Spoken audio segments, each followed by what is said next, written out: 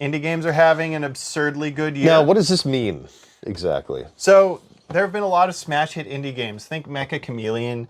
Think Big Walk, which is the one that came from the same Big studio's Walk, let's Untitled Goose Game. I've heard that this game is like impossible to describe, but it's a ton of fun. Like it's all been friend slop, but like Oh, it says you walk through an open world and solve puzzles. yeah, Oh, it this actually looks kind of neat. it looks like a ton of fun.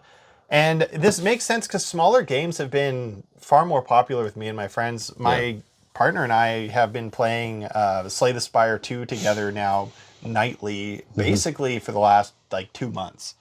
Maybe more now, actually, closer to 3. I'll tell you, what's something that I think indie games fill a void for perfectly is the idea of playing a game while you have television on in the background. Like when you're sitting on the couch with your partner or friends or whatever, and you just got something in the background that you've all seen before, and you just kind of zoning out or relaxing because you got to work the next day, and you open up, it used to be like mobile games would have like puzzle games and stuff like that, but now you can like pop your laptop open and play something way cooler, or your console.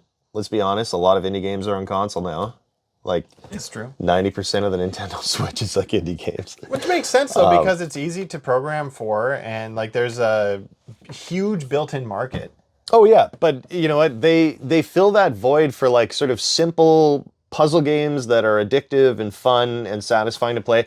One of the things I loved the most when my back was really bad and I was getting over surgery or just waiting for it, frankly, was playing Balatro and watching Kitchen Nightmares. That makes sense. I was loving it. It was so addictive and such a simple game that had been made into an interesting concept. And one of the things I really hate about like an indie game is one that's too complicated. And I felt like Balatro kind of just gently walk that line at first, and then you really get the hang of it fast. So I don't know, they're all doing it right. Big Walk, that like looking at this reminds me a lot of like Are We There Yet, and it's a lot of problem solving as a group. Well, look at this. Big Walk passed 1 million units sold in just under a week. Wow. Ball X Pit got 2 million copies. In a week? It doesn't say in a week, it just says 2 Okay, million copies. Mugenics, which is also one I've heard about, which is like a cat breeding game. It's earned back its entire development cost within hours of launch. Mecha Chameleon's over 15 million copies. GameSpot was reporting on this. I'm here for it. These guys know how to keep scope reined in, right? You focus on one fun gameplay loop. And then there was like Dave the Diver, which I know a lot of people kind of debate whether it counts as indie or not. But it basically married like 2 gameplay loops. Yeah. Right? So you have one, and when it ends, you do the other, and when it ends, you do the other, and you just keep going back and forth. And I think that, like when I gave my Scion up today, and the press F to pay respects meme came up, right? Literally just How appropriate. somebody responded in chat with just F, and I knew exactly what they meant.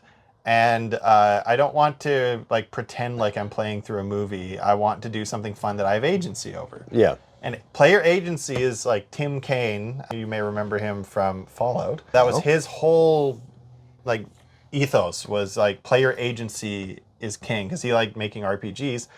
And I am with him on that. I want to feel like I'm influencing what's happening, even if it's just a little competitive thing. I will say, still in my opinion, one of the best games that I've ever played, hands down, that had the best progression and skill tree and everything, was Diablo 2. Yeah. And I liked it because it was simple. Like, it wasn't too simple. Like, I played Minecraft, what's it called? The Dungeons? Minecraft Dungeons. That was lots of fun, but it was too simple to really like sink your teeth into. Diablo 2 had a skill tree. They had like 3 different types of trees that you put your points into. It had your actual like character stats that you put points into. It felt like you were kind of playing a role-playing game, like D&D, while you were playing a video game, and it married the two really well. I gotta say, Diablo 3, the